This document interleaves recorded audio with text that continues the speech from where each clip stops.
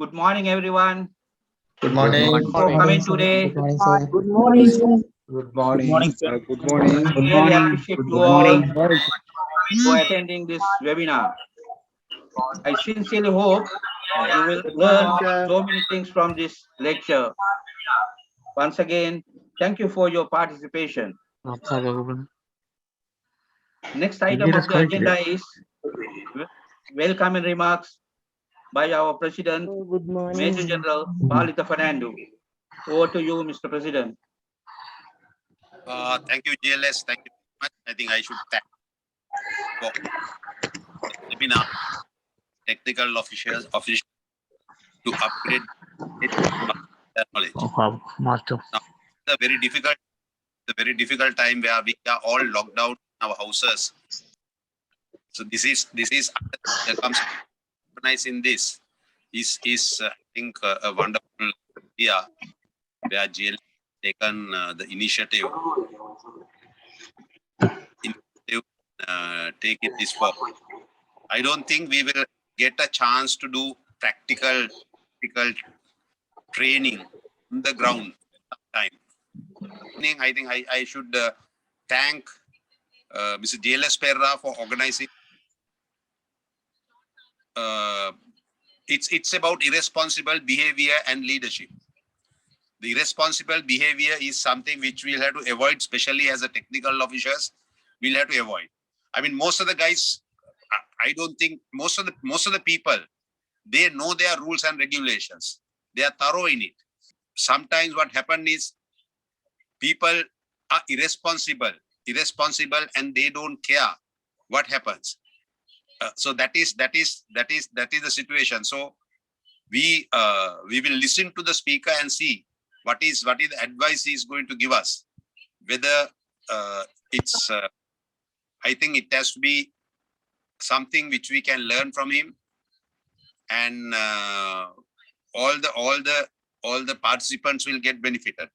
I again thank Mr. JLS Perra, and I thank the participants, and I request you all to keep your mics muted, so that keep your cameras on, so that we know who the people who are there, and keep your mics muted. Thank you very much, and I wish you all the best. Okay. Responsible behavior and leadership. Today, our speaker, Mr. Gobinath Sivaraja, known as Gobi. Gobi is invited as a resource person locally and internationally for seminars, guest lectures, and webinars and TV shows in South Korea, Philippines, Kenya, Ghana, and Pakistan. He talks on various topics: sports for development and peace, sports social media, sports administration, sports management, sports policy, and women in sports. Mr. Sivaraja is also top marks earner in level 4 examination and awarded Major General Paritha Fernando Award in 2010. National top marks earner in our level 3 examination and awarded 18 Ugegoda Trophy in 2012. And national top marks earner in level 1 examination in 2019. He is employed as a National Olympic Committee as a marketing and media manager and national post director. Without further delay, please join me in welcoming our speaker, Mr. Gobinath Sivaraja. Good morning, all of you.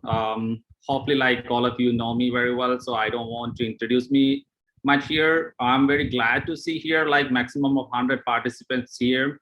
Thank you, Major General Paritha Fernando, giving the direction to be like how to be here in the webinar series. That is very, very important. And also we have to follow the responsible behaviors when we are going to the different platforms, different places. I think like you have covered my lectures, I would say very simply. Like first of all, I believe that all of you are staying safe and your family and everyone's are good. And I know that this is the long weekend, so we are having the 3 days holiday continuously, but however we can't travel across the country because of the restrictions and the lockdown. So GLS sir wants to make something good in a way to the athletic technical officials. So that's why he invited. So I'm very grateful to the Sri Lanka Athletics, Major General Balitha Fernando, the president of the Sri Lanka Athletics, as well as my guru, GLS Pereira sir. Thanks for inviting me to deliver my presentation. So let me share my slides here first. All right. Hopefully you all can see the slide. Right. So yes, I know that like you all have like very senior people to me. I might have learned from you, so that I'm here as one of the national technical officials of the Sri Lanka Athletics. I'm very proud to be here, and also it's my honor and very grateful to deliver this topic under the irresponsible behaviors and the leadership. I know that you all have passed this level 4, level 3, level 2, and ultimately level 1 examinations. And today you are having this IAAF level 1 certification, as well as then after that you became as the national technical officials. Of course, like I'm not going to talk about these rules and regulations here at all. But in addition to that one, like, you know, like we all very clear with the rules and regulations. However, there are some amendments that are happening every year, or maybe every other years by the World Athletics that we are adopting. So today it's kind of a different topic, so as to enhance the qualities in our day-to-day life, or maybe in the officiating, maybe outside. It can be on the field or maybe the off the field. So how we have to be responsible and how we have to show our responsible behaviors and how we have to take the leadership. So it is all about I. So that's the reason if you look at here in my title, I just put the I here, because becoming is responsible and irresponsible. That's because of me. And ultimately we all are working together. Every I is becoming as a we. So that's the reason we are here together here to learn about and share our experiences maybe later. And so as to make this presentation or maybe the lectures very interactive, I have some more works during the sessions. Hopefully you all will be interacting and sharing your experiences during the sessions, because I can see a lot of senior people. Your experience is more than my age for sure. So I need those kind of inputs as well. So I mostly welcome that one as well. Right. Let me move to this presentation right now. So basically the content. So what are the things I'm going to highlight here? So basically everyone should know that what is irresponsible behaviors, because the thing is there is a line between responsible behaviors and the irresponsible behaviors. So first I want to give a definition about irresponsible behaviors. Then I will also a little bit highlight about that. What are the responsible the behaviors that we have to show on the field as a technical officials when we are going on the ground? So what are the things that we have to have it? So otherwise it will be the problem. And apart from that, then when I'm going to move to this leadership, it's kind of a common chapter. You can be the leader on the field. You can be a leader on the athletic track as when you are in the technical official, as well as it is pretty much important in your day-to-day life. So because the thing is leadership is not on the ground. So you have to like becoming the leader step by step eventually whenever you are practicing in your everyday day-to-day life, even when you are in the kitchen, when you are in the home, when you are in the dining table, then when you're riding your motor bicycle on the road, like how do you obey these signals and everything. Then according to that one only, like there are so many aspects that we can highlight in that one. So I will give you the lot of definitions. Then finally you can come to the conclusion based on your personal values, what a leadership should have it in your perspective. Like, because I'm not going to define the exact definition here, because the definitions are varies people to people, from their values to values, from their perception to perception. But the thing is, when we talk about the leadership, there are 3 qualities leaderships are very, very important. You have to be an authentic leader, so ethical leader, and inclusive leader. These all 3 leadership characters will bring you some ideas to overcome your challenges. So that's the key part that I will be highlighting. So then after that, as a technical officials, as a national technical officials, so you have to get to know some of the code of conduct. So these are the 3 important code of conduct that I know. But apart from that, maybe like DLS Barrister can explain more code of conduct if he gets to know like more than these three. But these are the three that I'm following. So I will explain those about. So if you look at this right side, so there is a very important and it's a very common saying. It's the leadership is an action, not a position. So it was said by Donald McGannon. He's one of the CEOs of the broadcasting company in the United States. Sorry. Yeah. So of course, leadership is an action. You can be a top positions, can be a president, secretary, or maybe the executive member, or maybe the country's president, or maybe the referee or judge, doesn't matter, or umpire, doesn't matter. But the thing is, everyone has to show their leadership in their particular action. That is very, very important. It doesn't matter about their position at all. That is what Donald McGannon has very clearly explained. I think this is what I always practice for the last 10 years in my personal life as well.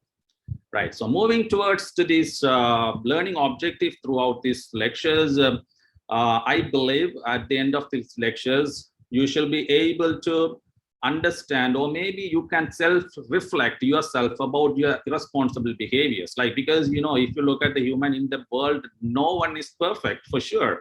So therefore, we make mistakes every day. So we might have behaved in an irresponsible way. So we have to self-reflect. So I think I would create such opportunity by giving some assignment works at the end of the presentation, but you don't need to submit me. It's not an examination or nothing at all, but it's an opportunity for you to self-realize yourself maybe the whole day. Today, just go back to your days and go back to your days that what you did during your officiating career, or maybe just when you are, if you are a professional as a teacher or lecturer, what are the irresponsible behaviors that you have done it and how you can correct it. So that's self-reflection that I wanted to create it. Hopefully you can make it. And also every individual, you have some inherent values in your life and some qualities you have it. So how you can enhance them, and also how you can incorporate some of the values in your life. Inherent means you have some natural values in your life. So some people, they are very decent. Some people, they don't talk too much. Those kind of things, sometimes it may be advantage. Sometimes it does not work for a leader, for sure. So that type of things that you will be able to understand. And then number 3, identifies ways how leaders are able to influence the people. Influencing the people is very, very important, so that you can make some decisions in a collective way. So you will identify those ways. What are the ways that you can use it? And then after that, team building is, of course, it's very important, and how to understand the importance of the teamwork and the team building in sports. Then always there is some problems, tensions, challenges coming, right? So how we can involve, how we can get one step ahead to resolve those kind of problems. So you will get to know that how to involve and make the challenges. Then at the end, you will get to know some of the important code of context, but I'm not going to highlight all the code of context and the core clauses and everything. I can show you the guidelines, because the thing is, in these lectures, I just want to guide you, because you all well matured people, well senior people, so you can read yourself. So as this picture says, the collective work is very, very important to achieve the success. So to work as a team, every individual has to work their own allocated responsibilities. So that is what the important message that I am sharing in this picture. Let me move to this next here. Okay, let me start with the irresponsible behavior. Irresponsible behaviors definition, actually, this is just a dictionary definition I can highlight here. It's not just a showing or done with due care for the consequence of one's actions or attitudes reckless. So that means, if, say, for an example, in the ground, I can say some example. If someone has faints in the ground, right? So he has fell down. So if another officer is not helping towards your friend, it's not the responsible behavior at all. So that is what it says. And not capable of bearing responsibility. Some people, they don't want to go and take some responsibility, because they think that if I go and take the responsibilities, it may lead to mess problems. So they just keep silent, right? So that is also like lead to some other issues as well. Say for an example, I would say that when an athlete is running, he just has nicely touched the inside the track. So of course he must be disqualified. But the thing is that track umpire is very young guy, maybe like I would say like 2020s. He's just a level 4 track umpire is there. He's just to have some like insight that, oh my god, like if I tell this one to the referee or judges, so sometimes he's a senior athlete, elite athlete in Sri Lanka, right? So like it may be some problems to him, right? So in that case, he doesn't want to take this kind of responsibility, just nicely ignore them, right? So these are the irresponsible behaviors. And the next one is not answerable to the high authority for one's actions, right? Say for an example, here in this picture, you can see that like very recently in the England India match, there were some people, they were throwing something inside the ground. So it's from the spectators' perception, it shouldn't be done. That's irresponsible behaviors from the spectators. So the police officer is coming towards the spectator, but the thing is he has wrongly catched the person, maybe this person. But the thing is the person who did this one, maybe the red color shirt. But the thing is, other people, they know that, okay, this red color shirt has done it, but the police is approaching the wrong person. But the thing is, they don't want to tell that because it may be the problem to them as well. So that's the reason, like, you know, some of the people, they always hide and they always to be like silent in their life to not to answer to the high authorities for another one's action. So these are the responsible behaviors highlighted in the dictionary definitions. Let me go to the ground on the field, right? As an officials, this is what we can see from the many people. This is nothing to blame anyone, but the thing is we have to be responsible on the field, at least from today onwards. This is what like TLS Perasar wants like insist here in these lectures. Hopefully we can. So like you have to wear the decent and the proper attire. Like a decent means like some people, they come with a very tight and you can't even sit for the field events. It may be like uncomfortable to you yourself, like you can justify. So and proper attire, some people, it's like look at here, it is in a I don't know in which country, like in one country's leadership programs for the technical athletic officials. So see how they wear the dress and how they are coming after the competition, or they are entering into the competition arena. So how they dress it up. So these are the things that you have to learn it. And like most of the officials I can see, like they don't even take their necessary stuffs with them. It's like they always borrow the pen from another person or the paper from another person. So that shouldn't be there. They have to have a one pack for the officiating stuffs. They have to come with a pack. And say for an example, if the climate is expected to be raining, then you have to bring the umbrella or maybe the raincoat. But if the climate is expected to be very hot, then you have to bring some jackets to take care of your body, or maybe sunscreen, something like that. And the major important things, it is like common in Sri Lanka is punctuality, so being in time. Like everyone, like, you know, when there is a program, is always coming at like if it is a program is 10 o'clock, just quickly or maybe like suddenly they come at 10 o'clock. So it's on time. So but the thing is, I would suggest it's your responsibility that you have to be in time, because the thing is being in time, it will give you like some extra credits for you. Say for an example, you can come and you can say good morning, hi, hello to the other people. So that environment will make some other extra things for you as well. So that's why being punctuality is very, very important. And reporting for sure, like whenever you come to the officiating, you have to report to the meeting manager. But some people, what they do is they just tell that, oh hey, my friend Lalit, like just tell them that I have come here and just put the signature for me. So this kind of things are happening. So this is not the responsible behaviors. Your signature must be done by you, right? So that's a reporting systems also must be there. And if you look at this local competition, so maybe in some national competition, we can see that there are a lot of people, they are using the mobile phones during the competition officiating. That should be avoided unless if there is some urgent things between the top level officials, some communications regarding the competitions. Of course, it's okay. It can be allowed. But other than that, you know, some measuring this for the discus throw on the other side and using the mobile phone for an hour of period, Like that should be avoided. And this is another major important things like gossiping, like people, or like having the free time during the competition. So what they do is they always like go for unnecessary talks. They talk about political views and some hate speeches and talking about sexism or maybe racism. So these kind of things maybe lead to the groupism among the officials as well. Sorry? Gobinath. Yeah, Gobinath. Sorry? Yeah, so those are the things must be avoided here. And then this is another important thing. So like some officials, what they do is they report the media from their mobile phone before the competition even finishes, right? So you are not the reporter there in the field. That shouldn't be done.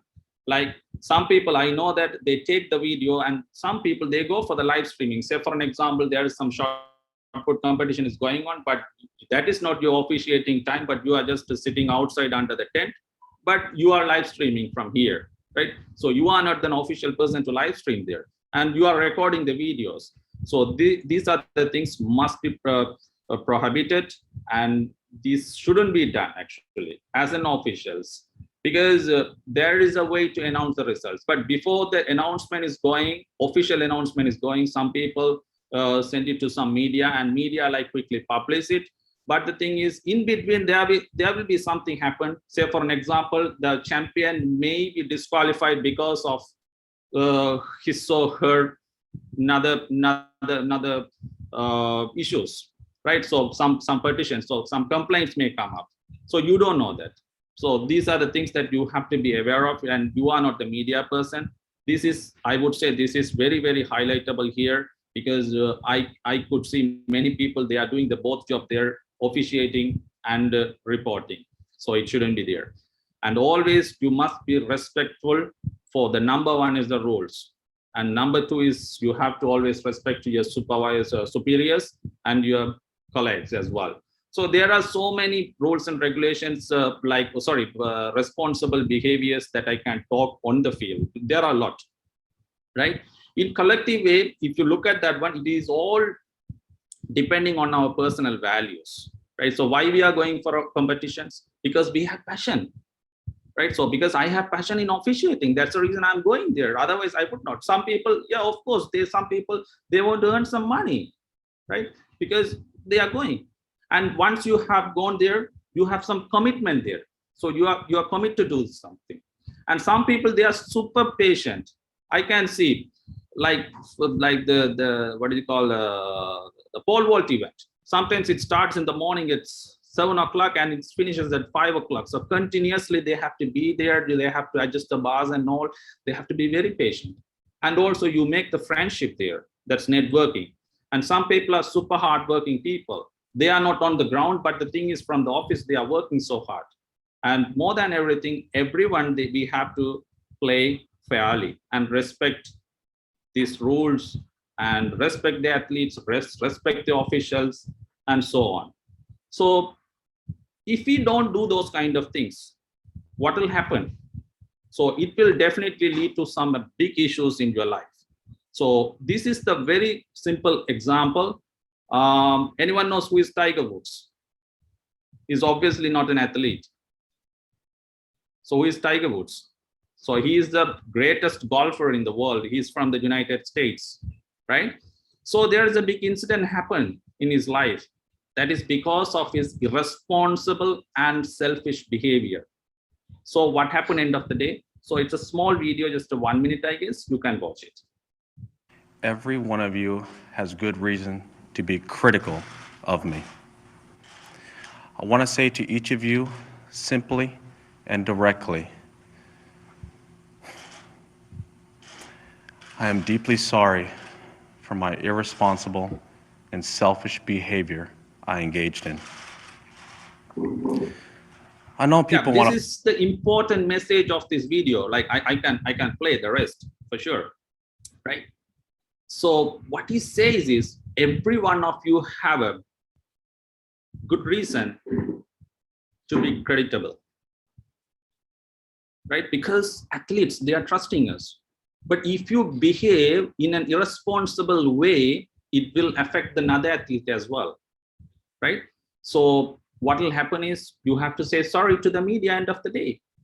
So you are spoiling your values, you are spoiling your future. So this what happened to the Tiger Woods, right? You can see like he came to the public media in 2010 and he says, because the thing is he had faced a sex scandal in his life, right? So he has to say he is a multi-billionaire, right? So watch the rest. Every one of you has good reason to be critical of me. I want to say to each of you simply and directly, I am deeply sorry for my irresponsible and selfish behavior I engaged in. I know people want to find out how I could be so selfish and so foolish. People want to know how I could have done these things to my wife, Elin, and to my children. And while I have always tried to be a private person, there are some things I want to say. Elin and I have started the process of discussing the damage caused by my behavior. As Elin pointed out to me, my real apology to her will not come in the form of words. It will come from my behavior over time. We have a lot to discuss, and however, what we say to each other will remain between the two of us. I am also aware of the pain my behavior has caused to those of you in this room. I have let you down. I have let down my fans. Yeah, absolutely. So as an officials, sometimes you never feel that how much the athletes, they are trusting you, they are believing in you about your officiating. So you have to play fairly there. It's like you have to play to play fair play. So what you have to do, you have to take the serious responsibilities in the ground. So this is the message that Tiger Woods says. So otherwise it will lead to the big issues. So then what do you think that what traits or the skills makes a good leader? So it can be trustworthy or ethical or confident or self-awareness, or it can be empathy, or the good leader may be like a people-oriented person, or he's becoming a good leader because of he's good at communication, or he's very influential person, right? So I'm opening a poll here. So let me see that what do you think that which skill that you feel that it is very important to become as a good leader? Hopefully yes, you can see the poll here. So now what you can do is I will give you some time. So you have to like select one of them, which can make a good leader. Is it trustworthy or ethical or confident or self-awareness? Hopefully you can see this poll here and you can select one of them. So let me see that how about this forum is voting for. There are 100 people. So at least until it comes for 100, I can see. Oh, it's only, I can see only 20% have voted already. I want to see it minimum of 50%. Let me see how about this national technical officials input to identify the good leaders skill, which one should be the most or the important one to be a good leader in Sri Lanka. Right. Okay. Anyway, thanks. So far there are 50 plus participants. They have voted. Now you can see the statistics so far. How many people they have voted for trustworthy and ethical and confident and etc. etc. Hopefully you can see the answer here, right? So 30, almost like 34% of this class, they have voted for the good leader should be a trustworthy person, and yeah, more people they have mentioned that he has to have a confidence in him, right? So actually good leader has to have everything, right? So nothing is wrong here, right? So he should be a trustworthy person. He should be more ethical person. He should have a confidence and self-awareness, and he has to show the empathy towards other people, and he must be people-oriented. Of course, he has to have a good communication, and he should have an influence person as well. But the thing is, I can see here, there are two bars. It's very, very important. You have highlighted confident and trustworthy, right? So to be a good leader, first you have to create the trust with the other people. So then only it will be like bringing a good bond between the people to each other. So that is what I'm going to talk more in this leadership topic here. Let me share the screen again. Right. Okay. So good. Look at this good leaders. Some of the characters I have put it here. So good leaders should be an example, because the thing is, if you are a leader, there are many people to follow you. So you must be an example so that other people also will be following you. And good leaders should have a vision in his life, right? Okay. So I want to become as an international technical official. So maybe the area technical official, or maybe my dream is to like, or my vision is like this one, national technical official. So I have to like officiate in a very the fair play way, something like that.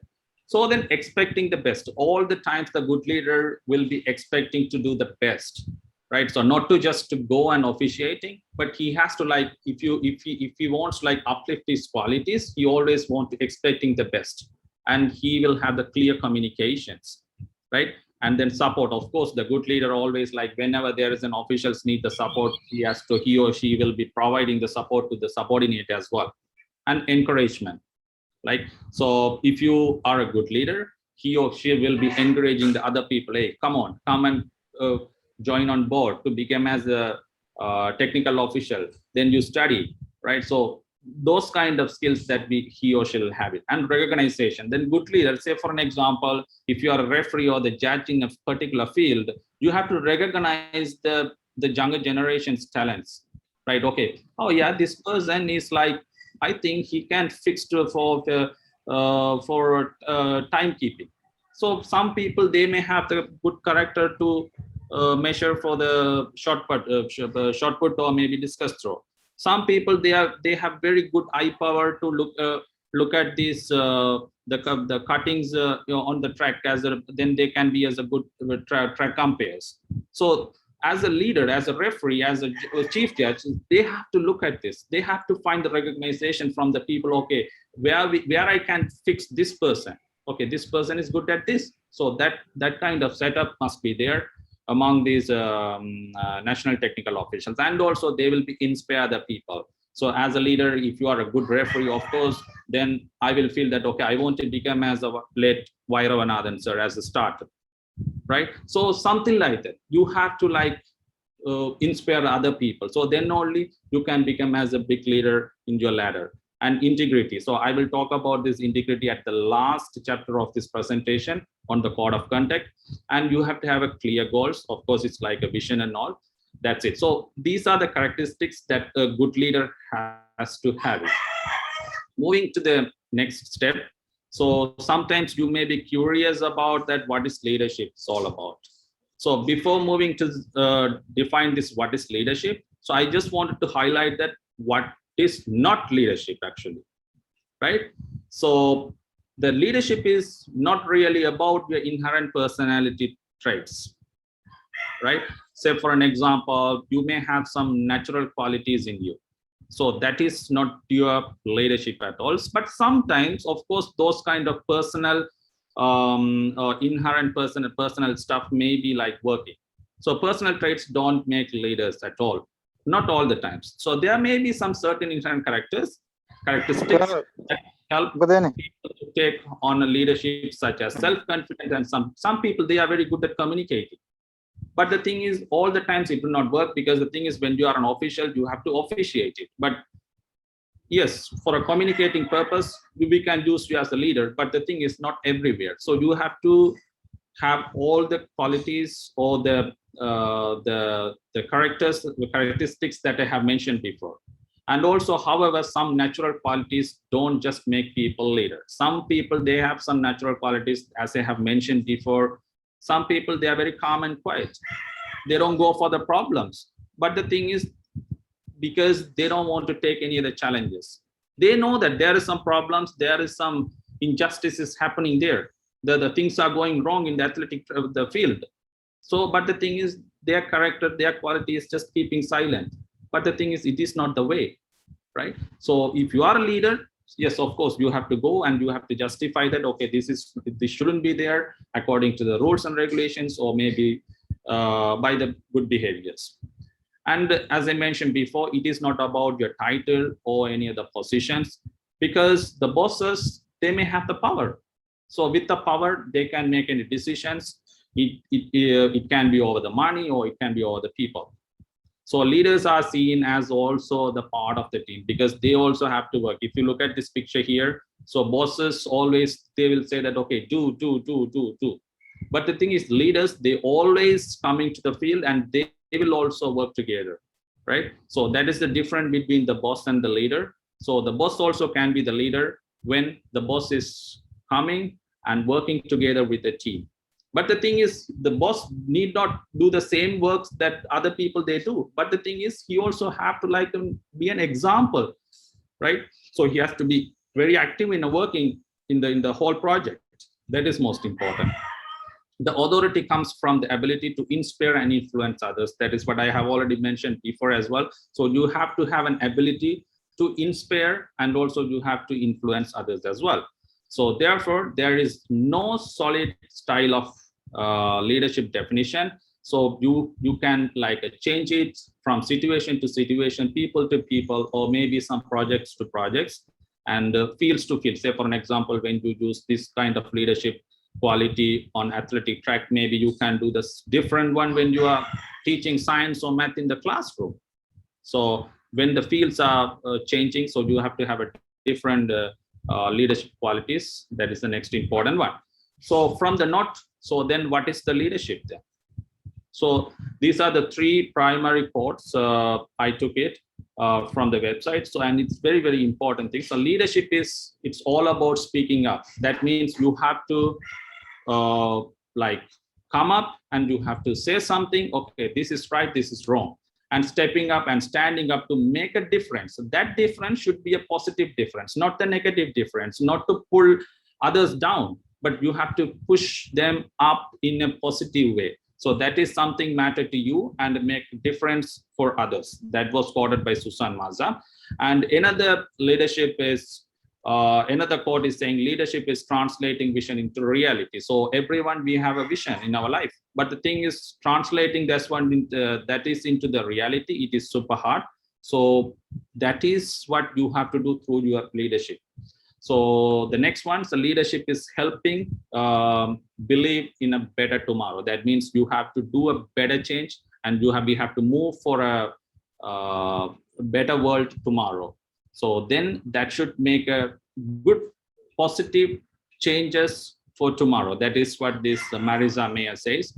So finally, I just want to hear from you. What do the definitions have common? This is the three definitions. So from these definitions, if you can find out what is the common word, or maybe it can be single word, or maybe the couple of words together, what can you make it? So if anyone wants, if anyone knows, can you just comment it here? Maybe I can read them later. I don't want to take more time on this one. Okay, let me move to the key elements of defining the leadership here. So leadership is all about influencing the people. It is nothing more, nothing less. That is what John Maxwell said. But however, it is not enough even if you influence it. But the thing is, you have to empower other people. So that is what Bill Gates is saying. That is what is going to work for the next generation, next century. So we have to empower the people. But when you are empowering the people, so we have to harness the talents of others to achieve a common goal. So everyone should be made happy. And we have to, leadership is all about process of social influence, which maximizes the efforts to others towards achieving a goal. So because whenever you are a leader, You have to set any project, doesn't matter. You have to set a goal, then you have to target towards that one. So whenever you target, you have to see that it is creating the positive environment, and it gives everyone advantage, and it inspire the people, it empower the people. You have to think about it. Ranjit, can you mute the person? Thanks. So from this definition of the leadership, this is the key takeaway that you have to take it. Like I would sum up, it's very simply here. Leadership is not about the inherent traits. Like, so I may have like a different qualities in my life that may be like, that might have come from naturally, right? So that is not about the leadership. And I may in a position, certain position. So that is not really a leadership at all. But it is all about the qualities that is coming by your experience or maybe by your learning, and you are adapting that one in your day-to-day life, right? So, and there is a lot of definition or maybe a lot of way that you can show your leadership styles in a different aspects that I have already spoken to you. And then next one, so everyone has ability to learn and train their leadership skill through professional and the personal experience. That is what I explained the first time. So you can learn the leadership skill through your professional career, or maybe by textbooks, or maybe some personal experiences. That's what I said, that like my experience is very less compared to the other senior NTOs. So based on your experience, I believe that your leadership skills is somewhere there. So you can maybe share a lot of things at the end of this presentation. And good leaders should have, with or without any official title or position, and is to be trustworthy. That is what I mentioned from the poll before. So trustworthy is very important, because the thing is, you have to create the bond between the people. So you have to create a trustful relationship between the people to create, to gain the trust. You can get them through your ethical beliefs and networking. That means you have to communicate with the multiple group of people, and also you have to empower the people so that you can gain them. So basically, leaders are not made. No one is, leaders are made, but not born. So the leadership quality is not coming from your birth at all. It's not transforming from your parents to the children. But the thing is, it is coming by two important things. Only one is like by educating and the learning, and then experiencing, but you have to practice it. That is most important. You can learn, you can gain experience, but end of the day, you have to practice every day. Only you can become as a leader end of the day. But the thing is, for some people, based on their personal values or personal inherent qualities, some people in their very young generation, they are getting leaders. Say for an example, Malala, she became the leader because her value was very supportive to her career. So that's why she became a leader in a small age, right? So leadership is very important. I know that I have spoken here a lot. So every individual have to develop the leadership so that we can build up the good team here. So as a team, so how we have to work. So this is a small cartoon video for you, like just for 1 minute, you can watch. And it will tell you a lot of stories for you. I'm not going to explain this slide at all, just to watch.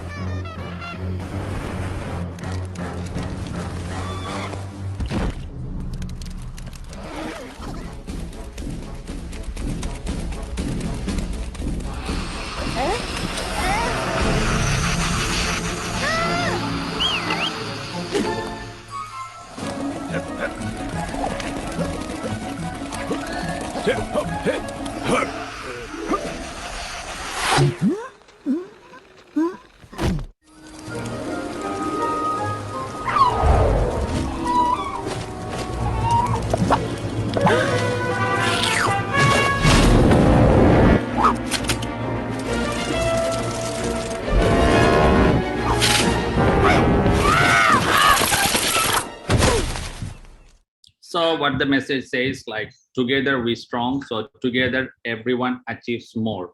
So when we all together, we can safeguard ourselves as well as we can achieve more. So whenever you are going to the ground as a technical officials together, you have to discuss with each other and you have to work as a team. Say, for an example, when you're going for the track event or field event, you have to discuss with the monk and you have to come to the conclusion at the end. It's not just a one person make the decision. So I will talk about like making the decisions in the next chapter of this presentation. So to make the trust, so we have to make the trust. So if you want to make the trust, we have to be authenticity. So one way to build trust is to be authenticity. You have to be authenticity. So actually it helps other people to see you as a more transparent and you are a like natural person. That means you are not making any drama and you are more genuine. And we can even predict that, okay, this person, I can believe that this person, if I give some tasks and based on his qualities, based on his behaviors and the leadership, and he will accomplish it. So I can predict that. Then according to that, I can give the task to the particular person. So that is how this authenticity works. So how you can become more authentic and thus build trust through this authenticity, it is all about you. So that's the reason. So this is an opportunity for you to see yourself, how you can see yourself, right? So it is what I'm expecting from you. I will send you the worksheet maybe later after this presentation to see yourself, because the thing is we are all interested to see about other people. We never look back about ourselves. So this is an opportunity. You tell about your life story. What is the most important thing happen in your life, or maybe that is the turning point of your life, and then you have to identify like a 3 personal values in your life. Say for an example, I'm a hardworking person. That is one of my values. Maybe I respect. It is one of my personal values. And maybe commitment. I'm very committed to do the work. Right? So these are the personal values. You can list it down, some of the personal values. This is just a self-evaluation. No need to submit this worksheet. There is no marking, nothing. And you can just put it there and you can self-reflect yourself. What are the things that you have done it? And next one is your strength and the weakness. You know, we are involving in multiple projects, multiple works and all, but the thing is we never evaluate ourselves. We always getting the feedback for the projects, but we never ask about ourselves from us, right? So you can ask about the strength and the weakness. Okay, then only you will understand which part that you have to improve to become a good leader. And then your purpose. And your purpose is very, very important. I think rather I explain this, your purpose. There is a 4 minutes video here. So the purpose of the life, I think you all know about this Venn diagram, right? So you already have studied this Venn diagram in your mathematics in your school level. But the thing is, this Venn diagram of purpose is used for our practical life. So it can be for your athletic career as well as in your practical personal life as well. So that's the reason I just wanted to like show this one. So then only you can get some idea. So at the end of the presentation, sometimes like at once it may be like kind of difficult for you to grab this one. Maybe second time when you are watching, it is super important one for you to identify that what is the purpose that I'm living on this planet even. So what is the purpose I'm going for an officiate. So then according to that, you can like build up your qualities in your life. So that is what I'm going to take you here. Right, okay. When people can operate and work within their purpose, they will generally be happier, more satisfied, and others will perceive them as more authentic. However, finding your purpose takes time and is an ongoing process. A person's purpose can also change or shift over time. It is thus not something you find once and it is set in stone for the rest of your life. To get you started in this process, the Venn diagram of purpose is a good coaching tool. It can help people discover what their purpose in life might be, how they could live and operate more within their purpose, or simply analyze where in life they currently are. So how does the Venn diagram of purpose work? Let us explain. The first circle of the Venn diagram of purpose is about the question, what do I love doing? It is important to enjoy the things you are doing, so try to think of your hobbies, the things you are interested in, and that you enjoy doing. This could be things like sports, film, traveling, helping others, reading, writing, etc. The things you love doing is something personal and specific, and it is something that can change over time. The second circle is about the things you are good at. What are your strengths? What skills do you have? It could be that you are good at maths or languages, that you are great at working with people. You might be a good coach, or you are skilled in persuading others and maintaining relationships. Your skills and strengths can continuously be developed and thus also change over time. The overlap of the first and second circle is where your passion lies. So the things that you love doing and that you are good at, this is what is called your passion. So, for example, you really love sports and coaching children and youth, and you are also good at it. This means that within coaching children lies your passion. Note, a person can also be passionate about things they might not have strong skills at in the beginning, but often they develop the necessary skills with time. The third circle encompasses what you can get paid for. Obviously, we all have bills to pay. We have to put food on the table and a roof over our heads. So this could be any job or paid position, such as teacher, social worker, accountant, or project manager, as long as it is realistic that you, in your situation, can get paid for it. This circle crosses over with your strengths circle. This overlap stands for your profession, something that you are good at and that you can get paid for. So, for example, you are good at working with children. As a social worker, you get to do exactly that and get paid for it. So this is your profession. The final circle stands for the things the world needs. So think about your community and what your community needs. This can be many different things, such as stable institutions, good education, support of youth and children, more sports activities that are accessible to anyone, etc. When this circle overlaps with what you can get paid for, that is what is called vocation. For example, your community needs higher education, and as a teacher you can provide that while getting paid for it. When the circle of what the world needs overlaps with the circle of what you love doing, that's what is called your mission. For example, you love coaching kids in your free time, which is ideal as your community needs more sports activities for children and youth. So coaching the kids of your community is your mission. What is called your purpose is when your passion, your profession, your vocation, and your mission all overlap. So, for example, your community needs more structured sports activities for children and youths. You really enjoy coaching football, and you are great at coaching and teaching children through sports. In your organization, you get to do exactly this and get paid for it as well.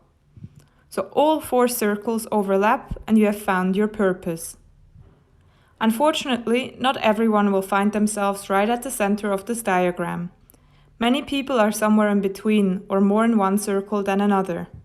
For example, if you really love playing volleyball and you are really good at it, but there are no opportunities for you to get paid for it and it does not really help your community, then that might be your passion, but not your purpose. Or if you are really good with numbers and you work in a bank, but you actually don't like dealing with finances, then this might be your profession, but not your purpose. You are really only operating within your purpose if all 4 circles overlap for you. And this can change with time. With a shift in your interests, when you gain new skills or a new paid job opportunity arises, or if the situation in your community calls for something different, then your purpose can shift as well. But the more you operate within your purpose, the more authentic you will be and appear to others.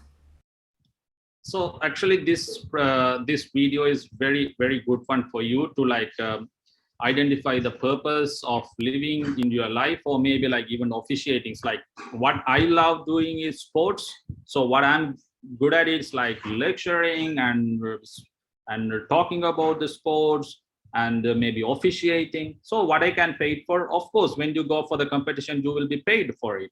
So that become as a profession, and that will become as a passion. And what the world needs for example, like for Sri Lanka, of course, we need your support. Then only we can run these championships as well. So that is what the world needs. So you all satisfy all these Venn diagram, these intersectors. So that is the purpose of this national technical officials to be there as well. So that is the end of the presentation of okay. Yeah, purpose of the life. So let's move to that. Like I already explained that how I need to see me myself. Then in the next one, so I am going to explain that how about other people, they are looking at me, like how other people, they see me, right? So that is most important. So that's the reason you need to get the feedback. Like once you finish your like track and field competitions officiating, you need to get the feedback from the people. Sir, you can go and approach this referee or the chief judge. Sir, how about my officiating today? Like when you are a young or maybe like a fresh person to the officiating at the national level or maybe the district level competition. So that's the feedback will definitely enhance your qualities as well. So then only you can get the big picture about yourself, and also you can ask them open and honest feedback. Please, like DLS sir, tell about open and honest feedback about my officiating today. Like did I have made any mistakes or anything? Tell me openly. Then it will create a better person, and also it will build a deeper trust. So then only the GLSers will think that, oh yeah, Gobi came and asked me about this one, or he is really passionate about that one, so I can promote him to the next level, something like that. So he will trust me. So that kind of things are always creating the better leadership qualities. And also make it as a habit. Sorry, it's a typo mistake. So make it as a habit to get the feedback from each and every activities in your life, in your projects, not about athletics or anything. So there are people to help, there are people to support, there are people to give advice to you, there are a lot of people to guide you on this planet. You can approach them and ask them. But the thing is, when you are going to ask the feedback, it is very, very important, two things that you have to take care of it. Whom are you going to, what are you asking feedback on? Like I can't go and ask the GLSer about my personal life, because he doesn't know about my personal life to give the feedback. So I can ask about this athletic technical official skills maybe, right? So you have to be very specific. What are the feedback I'm going to ask, and whom I'm going to ask, whether he's the right person to ask feedback about that one. So whenever you are finishing this competition, please don't hesitate to ask the feedback from the referees or the top level or maybe top level senior NTOs. Right, so then only you can also improve your qualities. It can be positive and negative feedback may come, so don't take anything negatively, take everything on board equally so that you can improve your qualities. And when the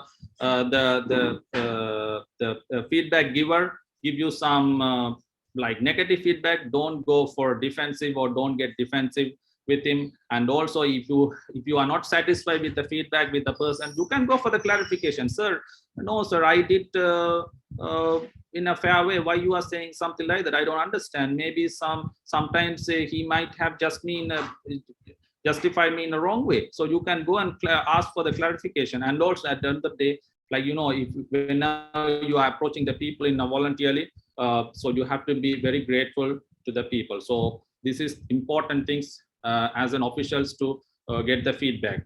So I'm going to touch here in this ethical leader so much, but however, I will highlight it because that is also one of the important qualities to become as a good leader. So as an ethical leader, so first authentic leader I have highlighted. Now this is the second one, ethical leader, I'm moving on. So ethical leaders who are always showing the respect, because it is very, very important as a technical official, you have to respect each other. It doesn't matter age, it doesn't matter gender. You have to respect each and everyone, as well as you have to respect athletes as well, right? So then only we can bring all the people with us, and that teamwork will create the better environment to run the show. So meaning, then next one is treat everyone equally and fairly, that I have already mentioned. Then demonstrate good values in words and action in all circumstances and gain credibility and often set as an example, right? And there are like 10 elements of dignity and 10 temptations are here. It was developed research in a research basis by Dr. Donna Hicks. It's a very, very important one from Harvard University. But I picked it up only 3 for you to highlight, because these are the 3 important things. Accountability is, of course, is very important, because we all take the responsibility to officiate. Whenever we take the responsibility, we have to go for our actions. So we shouldn't fail on that one. Number 1.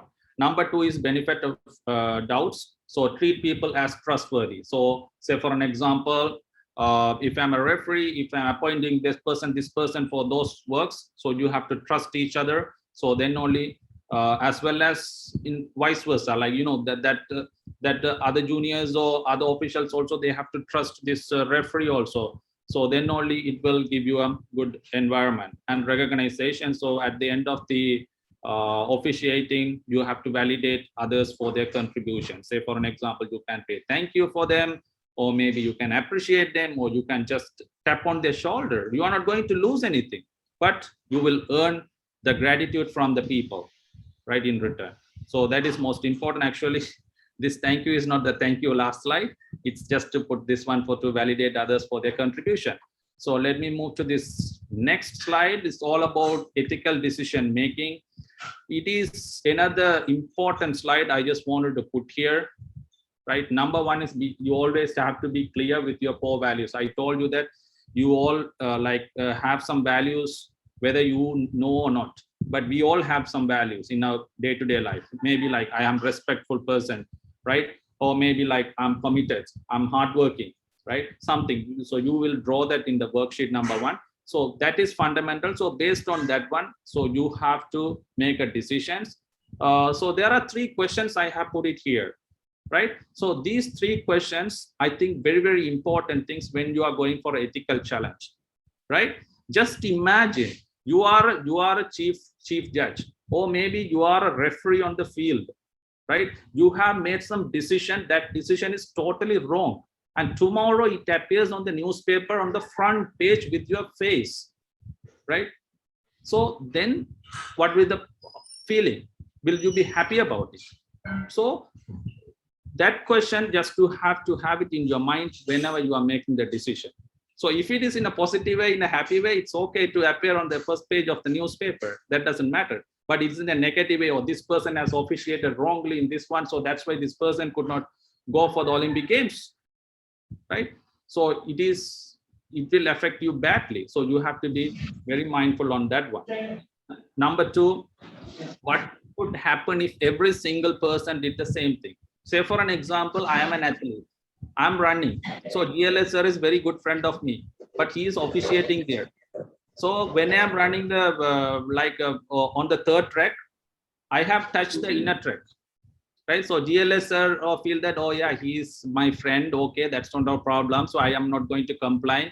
Then finally I became the champion, right? So that's done. So because he is my friend, so he did it. So tomorrow another athlete is running. Right. So will GLS sir will react in the same way? So day after tomorrow, another athlete's also running and he is touching the inner track. So if every single person is doing the same thing, what will happen? So in that case, you have to justice. You have to be very careful. It doesn't matter your friend. It doesn't matter your student. Doesn't matter. So you have to give the proper decision. Doesn't matter, because when you are officiating, you have to abide the rules and regulations. So if there is no excuse, you have to make the decision according to the rules. That's it. So then number 3, does this align with my personal values and principles? So you always have to be very clear with that. Okay, I'm a very genuine person. Whether this decision, what I made, it is aligning with my one of the primary values was genuine, or maybe the authenticity, right? Something like that. So you have to always think that, because otherwise it will spoil you, or it will not give you more opportunities in your life as well. So these are the 3 key questions that you always ask whenever you are going for an ethical challenge, or it's in a critical situation only. You have to, like, not for each and every single decision making, because every day people making decisions like 30,000. If you look at the statistics or some researchers, right? Because every single thing, so when I'm even speaking, every single word I'm deciding, but the thing is we don't know. But small decision, but big decision, of course, we have to, right? So then ethical leaders communications. So whenever the ethical leaders in their communication, they'll be very fair and they are honest and they are always express themselves in an open and a transparent way. Especially for the officials, it's very important. You have to always have some open conversation, as well as you have to talk in a transparent way, and also avoid the negative and disrespectful tones. Like don't say like, hey, come here, or maybe like don't use any abusive words or maybe vulgar words or something like that. Don't use it. So just be respectful and talk always in a positive way, and talk and listen with empathy and address potential issues with the compassion. Because the thing is, officials, they are coming from the different places, and they are family, and they have committed to do some other works, so they may have some problems. So as a senior official, so maybe the referees or judges, like if one person is not coming, maybe late, first you have to ask them, okay, why you are late? Then you have to listen to him, what is your problem and all. So that is most important, and also you have to show the compassion or the empathy towards him. So in that case, definitely there will be some communication gaps, and the problems will come when you are starting to communicate. So in that case, how I can communicate in a non-violent way or in a calm way. So say for an example, this is pretty much very problematic case, or maybe top level administrators, they always facing, I would say like GLS Pereira sir may be like facing this kind of issues, because people, they come for a meeting late. People, they come for a competition late. So how you can address, say for an example, if a senior person is coming for the competition every day, every competition is late, and he is not going to the competition arena in time, and he is not wearing the dress properly, and he is not bringing the necessary stuff properly. So how we can address it? So in that case, you have to address in a non-violent communicative way. So that is what I'm going to explain. First, you have to observe. Say for an example, you look at the couple of competitions, how he is behaving, right? Just observe. Don't take any justice. Like say for an example, don't take that, okay, this person can be like this or this. Don't make any imaginary. Just observe. Based on the observe, you can express your feelings towards him. Hey, Machano, maybe, hey, my friend, I saw that you are always coming to the meeting, or what is your problem? Then you have to say the needs.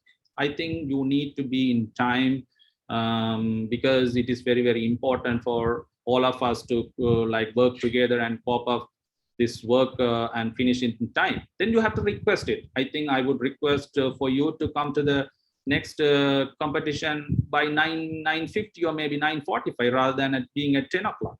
So that's the way that you have to communicate. It should be in a non-violent communication. And when you are communicating, it's not good that like communicating among all the people. Maybe you can take him for a break, or maybe for a coffee meeting, something like that, right? So then this is another important thing that you can adapt in your day-to-day life as well, even with your family members, right? So we are very good at pointing the fingers towards others, right? So when you are putting the fingers towards others, right, you can start with I. That will not, maybe that will reduce the hurting or the pain for other people. So that is the I statement. So it is always against the you statement. So how we can use the I statement is like you can say that, hey Gobi, you are not following the rules and regulations. You are always late to the meet. You don't know how to measure this this distance through distance, right? So rather than saying like that, you have to say that, hey Gobi, I noticed that this behavior needs to be corrected. Or I observe for the last 1 year of period, you are not following these things. I think it is not important, something like that. So you always start with I feel that I need, you have to change this character. Oh, I kindly request you to go for a meeting in time rather than always being late, right? So something like that. So I think this is easiest way. So hopefully everyone can adapt it from today onwards, because there is nothing, just only you have to put I feel. Whenever you text the message, you are not sending the reply to me in time. Rather than say, I feel that your reply hasn't come yet, or yet to be received, something like that. Not in a positive way, maybe in a smooth way you can approach them. So this I statement is very important for them, and developing an inclusive mindset, right? So this is important for the inclusive leader. You have to include all the people. It can be junior people or senior people, but the senior people, they have to, senior officials, they have to have this inclusive mindset, how we can include the juniors and how we can guide them, right? Of course, when people, they have biasness, right? Say for an example, if myself and my wife is sitting here and another person is sitting here, of course I will be biased to my wife, or I will be biased to my best friend. But the thing is, you have to aware of that one. That's it. Okay, I am biased because of this one. So if you aware of this one, that is almost okay. So be always aware of the biasness and how it impact on your action. Sometimes that biasness may affect a lot of things. So that is what you have to understand that one. Number two is, there are people, they have different perspectives, because especially in a country in Sri Lanka, we have multi-races, multi-religions, and multi-languages. So people, they have different perspectives. So we have to understand each other. So then only we can value and we can come to the conclusions. So because communication gaps may be there. And also, like some people coming from different places around the country. So their perception is different because they will grow up in the different mindset, different environment. So we have to understand, we have to listen to them actively, so that we can make a good conclusion. And also at the end, you have to acknowledge, right? So you acknowledge that everyone is born with the dignity. So everyone is born with the dignity. No one is like not with the dignity. So you have to acknowledge for that one and then treat them accordingly. It doesn't matter he has a junior or senior, but everyone is human at the end, right? So inclusive working environment. So I'm just asking the question, what makes you feel like you are a part of the team? Say for an example, I am for this national competition, the 100th Sri Lanka athletics national competition, I'm invited as a technical official. So I'm going as a technical official, but no one is asking me to go for the competition here or there. Just I'm sitting the whole day there. So how about my feeling? I'm not included in the project alone. Even if I'm included, referees never care about me. Referee never cares about me. So that actually does not make anything. So I feel that I'm not included in this program. So if you want to be included in this program, there are two things. First, you have to create the sense of belonging. Okay, this guy or this girl is also a part of our team. So that kind of mindset, you have to create it. And also you have to make sure that the people feel heard and seen, right? So whether the people, they have heard or they have seen it, what I have said, as well as they also make some comments, right? So whether I have grabbed them or whether I have rephrased them in my conversations, that is most important when you are as an inclusive leader. So these are the 6 tips that I can give you to become as an inclusive leader, to create an inclusive working environment. So number 1 is promoting open discussion. Say for an example, once the competition is finished, I think rather than you are just like having the lunch and gossip, for sometimes it's okay, then you can go for some kind of open discussion. Okay, what are the mistakes that we had it today, and how we can improve this one for tomorrow's event. So you can promote for the open discussion and involving others in decision making. So you can ask them, okay, what do you think, Gobi? So what do you think about you, everyone, as a leader, as a referee, as a chief judge, you have to ask everyone, you have to give opportunity to everyone to speak. Because the thing is, some younger generation people, they may have some idea, but the thing is, they don't speak because they feel that I'm young here. But the thing is, you have to give everyone opportunity, so everyone treat them equally, and sharing responsibilities. So of course, as a top level officials, you have to like share the responsibility. Okay, you have to do this one. This is your responsibility. You have to take care of. Then collectively, finally, the chief referee or the chief judge, they will make the decision, and being open to the mistakes. Say for an example, if I make some mistakes, be open. Okay, I made this mistake. I'm sorry, because no one is making the mistake purposefully or deliberatively. Right? Some people, they do, but as a national technical official, for sure we don't. Right? So if we are such people, then we won't be there as NTOs. Right? So if we make some mistakes, that is of course by accidentally. So we have to openly say that I made this mistake here, sir. So next time I will correct it, right? And recognizing the effort. So there are people sometimes, some track rep umpires, they have to like go in the morning and they have to sit until the evening. So you have to pay the gratitude towards them. So you have to recognize the effort and you have to appreciate them. And team building outside of the work, that is most important. I think that's most of the officials that we do in the night time and later. So you can go for a team building outside, then that will make a good cohesion among the technical officials. So you can do that one, but you know the limit that how you have to do it. So according to that, you have to go for a team building outside. So I have a lot of examples to show that one, but I don't want to take more time. This is the good example of video. It's just a 2 minutes video, maybe very interesting. How you have to bring everyone into your team to make a conclusion. Otherwise, how about the single person's perspective is going in a wrong way? Say for an example, sometimes, I'm the referee, I'm the person, I have to make the decision, that's it. They will say that. But the thing is, they don't know that what happened on the other side of the track and field area, the person when he was running, he was deliberately put his second leg below the hurdle bar, right?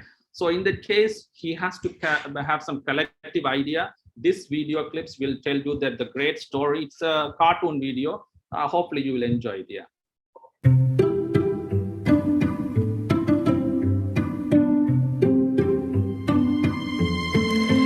There were 6 blind men who grew up in a village in India, and the community kept them safe and shared with them many stories. The men were curious about many of the stories they heard, but they were most curious about elephants. Based on the stories that each of them had heard, they argued about what elephants must be like. The community grew tired of these arguments and arranged for the men to visit the palace, where they were greeted by an old friend from their village who worked as a gardener on the palace grounds. Their friend led them to the courtyard. There stood an elephant.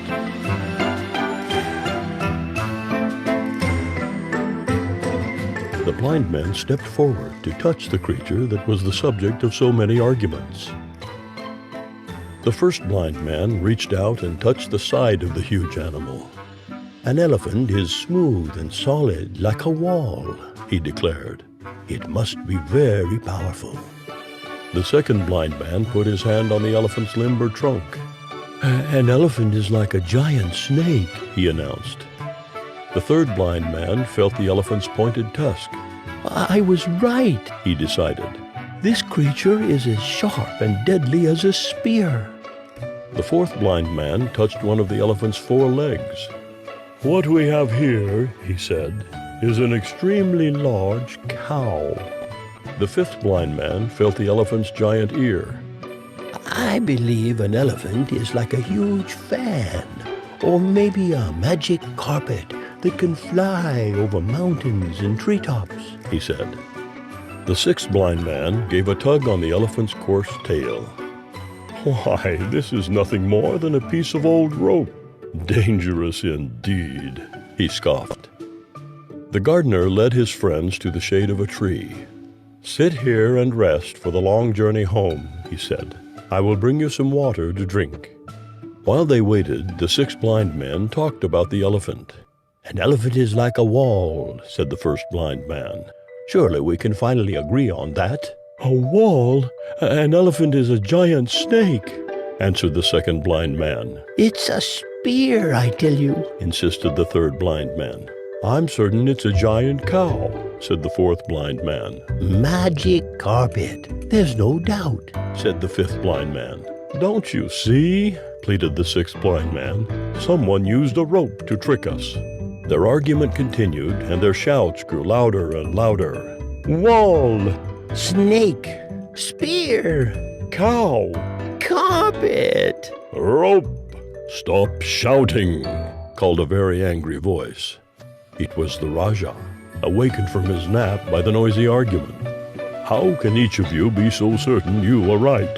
asked the ruler. The 6 blind men considered the question, and then, knowing the Raja to be a very wise man, they decided to say nothing at all. The elephant is a very large animal, said the Raja kindly. Each man touched only one part. Perhaps if you put the parts together, you will see the truth. Now, let me finish my nap in peace.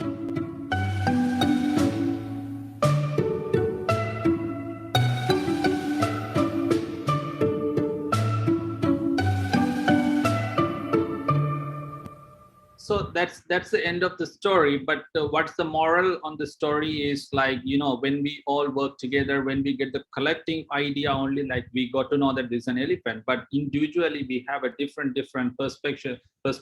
And but the thing is, we are not able to come to this conclusion. So that is most important, that we have to learn as a teamwork. Sorry. So whenever we have a teamwork, definitely there will be some problem comes, and how we can resolve the tensions. Right. So first of all, like some people, as I told you before, they don't go into these problems. Like, but the thing is, if you are a good leader, of course, if there is some mistake can happen or some negativity in there, you have to confront it. You have to confront to the tensions. So if you notice it, and don't wait too long, because the thing is, if you wait for a long time, so it will blast into the big problem. So don't avoid it. Just to go there and just to tell about your opinion, or maybe you are sharing your knowledge, sometimes it may be sold out. And also, whenever you are advising, it should be a fact-based, right? So don't judge it. Don't make some imaginary comment from your own idea, right? So it should be, okay, I noticed this one, this is what happened, and these are the observations. That's it. And always avoid the judging about other people. And listen actively. Like one of the communication types, right? I don't know that you might have heard about this one-way communication and the two-way communication, but now it's another third one is active listening. So that is most important, because people, they are very good at communicating and talking in one side, right? But the thing is, they don't listen to the other people. So that is very important. Whenever there is some problem, so you have to listen to the next person also, right? So that active listening is very, very important while you are resolving the tensions. And then finally, you have to go for the agreement based on the discussion that you had it. Sometimes you can't meet the agreement. So in that case, you have to go for the mutual understanding, right? So in this chapter, from today onwards, like I would encourage you to don't use the word problems, make it as a challenge. When you feel that it's a problem, it's like always you have the headache, right? It's okay, yeah, I have this problem. Like, you know, your personal expression in you, I have a problem, your face will be like this, right? So even once the problem is solved out, what is your expression? Oh, thank God, I solved out the problem. You know, your feeling level and everything will be into the zero level. That means like the natural level. But if you use the word instead of problem to challenges, right? So it will encourage more. Okay, I have a challenge. I have to like work on it. So I have to solve it. So once the challenge is done, what is your expression? Yes, I done it. It give you more pleasure. It give you more happiness. So that's the reason I'm making you, all of you, to use it as a challenge rather than problems in your life. So whenever there are some challenges coming, there are two types of approaches that you can use it. So, but mostly in athletic field, we can go for the technical approach, because adaptive approach is happening only few occasions. So very, very complicated things only, right? So the technical approach and the adaptive approach are the two types of approaches while we are facing the challenges. So the solution for them, technical approach, it's very quickly an easy solution that we can give, that it can be based on the rules and regulations, or maybe the past experience, right? Yeah.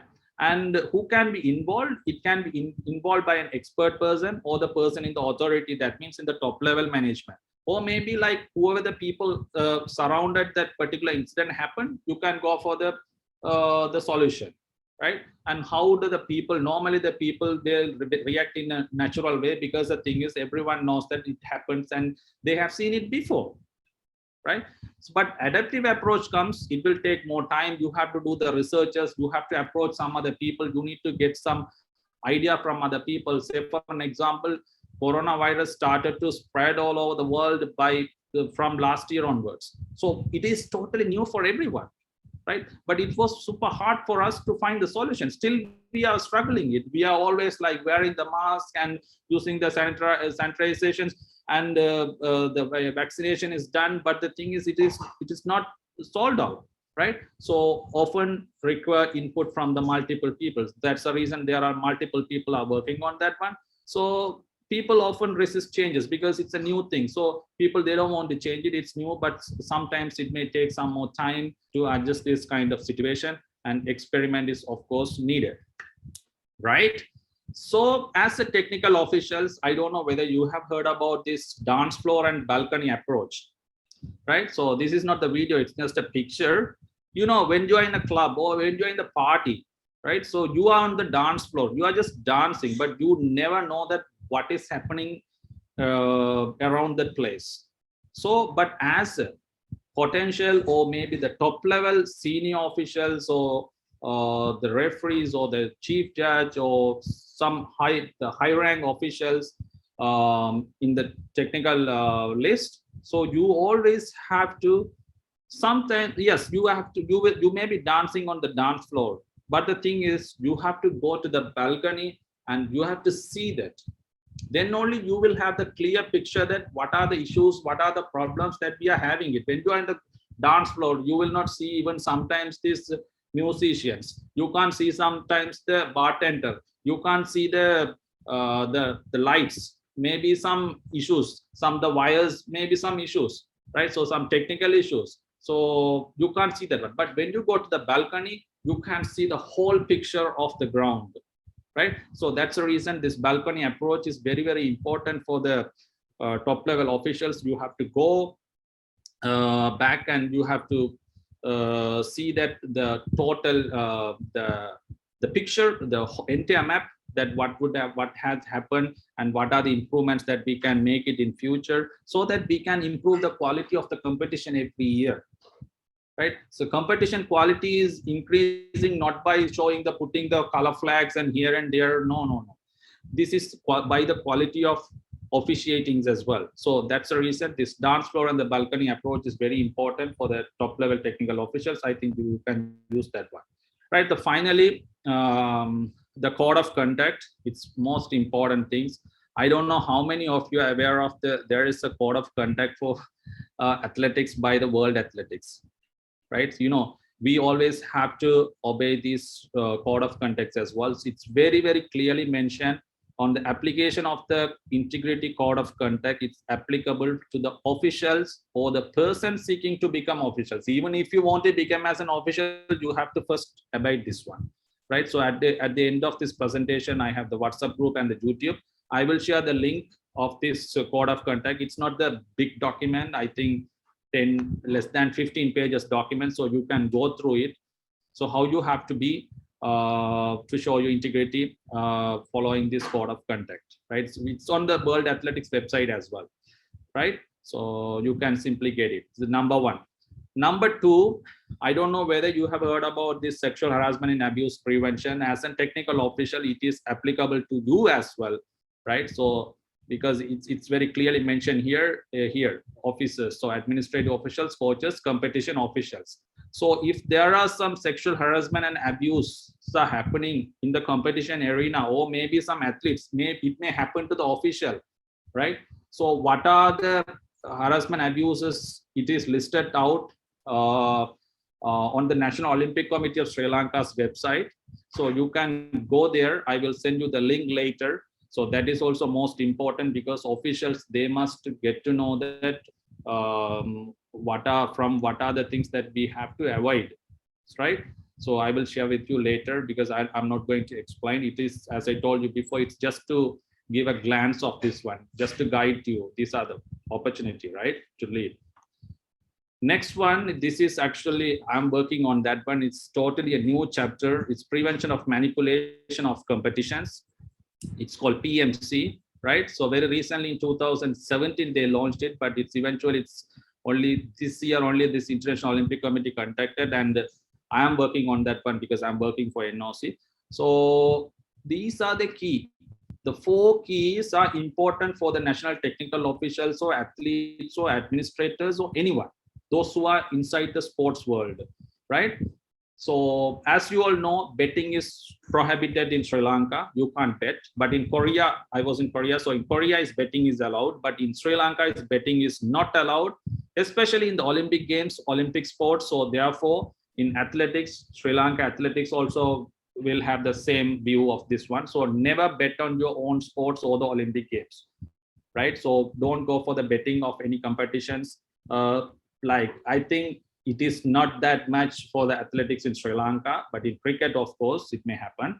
The number 2 is never manipulate a competition and always do your best. This is what I told you. Manipulation in the means like you can change the rules according to your own view. Say for an example, that is what I told you, like if a person has cut the line inside the curve, so don't say that he didn't cut the line or something like that. So never manipulate those kind of. And this is the third one, is the very, very important point that you have to be very careful. Never share inside information. This is what I told you. You don't have, technical officials don't have any right to take any photos inside the competition to share, and they don't have any right to send the media releases from the competition through the media. Okay, this person has achieved the champion or runners up or first place or the performance or anything. There is a separate unit for that. There is a separate officials for that. They are working on that one. So never share the information. Basically, why this never share the inside information here? It means, say for an example, if an athlete injured, you don't have the right to share that information anywhere, right? Because the thing is, some other athlete may get advantage out of this athlete. So that's the reason IOC is very strict about that. You don't have any rights to share or make publicity about the injury of an athlete. Or like if an athlete is banned for sometimes, you don't have, like unofficially you can't make it. Yeah. So some of the informations are very private. Even the athletes also, they also advise not to share their informations, many of the information publicly, and their sports, some of the information should be private. That's listed out there as well. And last one, if you find out any manipulations or any this kind of information, you can even complain directly to the International Olympic Committee integrity hotline here. And regarding this, the sexual harassment and abuse prevention, if anything happened, you can even directly complain to the National Olympic Committee of Sri Lanka. There is an portal that we have worked on. So it is there. So you can lodge the complaint, and there is a committee in National Olympic Committee to resolve that one. So these are the things that I just wanted to highlight. So finally, my sincere thanks to my alma mater, where I studied my master's degree. From there only I gained this all knowledge, and the Scott Foundation that helped me to like read a lot of things about this leadership. And of course, my sincere thanks and gratitude to the Sri Lanka Athletics for giving me this great opportunity. Thank you very much. And if you have any other questions, please, most welcome. So I love to share it. We are giving to you, have 10 minutes for your questions, and I welcome your comments. Our moderators will be Mrs. Dinky Bandara and Mr. Ranjit from Sabaragama University, very knowledgeable persons in this field. Okay, over to you, Ms. Dinky. Thank you so much, GLS sir. So, hi, Mr. Gobi. Actually, Hi. I appreciate your lecture. It's very, very interesting and very, very informative. And I also learned a lot of things from your lecture. So I have a couple of questions. So can I ask you? Yeah, for sure. Yeah. First, could you please explain me some benefits of non-violent communication? So better you can explain the actual benefits during the sporting field when we're engaging with some activities on the field of sports. So can you please explain? Yeah, for sure. Because nonviolent communication is one of the important tools that you can use in sport field as well as out of the sports field as well. Because actually, when you are approaching someone to get the feedback in a non-violent way, it will actually develop the leadership skill, that like how you can ethically approaching another person, and it will creating the bond. Say for an example, if I'm going to ask the person about my feedback and when you are giving the feedback in a non-violent way, obviously like he will tell that okay, he is coming and give me these comments because he has some he just want to see me in a top way. That's it. Like some people, they critically comment, so that means they won't like put you down, but this person is like coming and non-violent way, like commenting me, that means he just want like improve my qualities. That is number one. And the number two, like always, like people, they always stay true to the person, and you have become more effective in expressing the feelings and needs and the request. That is what I have highlighted there. And when you give the NVCs like nonviolent communication, it actually gives you the mutual understanding, right? And it strengthens the bonding between the people, between you and another person, rather than when you are like talking in a direct way. Right. And second thing is, it is an opportunity for you to go for an open dialogue, and you also can find the solution, and it will help also you and the other person to create the bond as well. I think this answer helped you, Tinky. Yes, Mr. Gobi, it's very, very Because helpful. basically this definition of this nonviolent communication is to create the mutual understanding. I think for the officials, it's very important that we all have to have some mutual understanding. So otherwise, it will not have a good cohesion among the officials. Yeah, Dingy. Yes, of course. Thank you so much. And my second question, actually, it is regarding to the feedback. Most of the people face this problem, I guess. So the question is, when you get feedback from your colleague or friend, you may get emotional in a situation.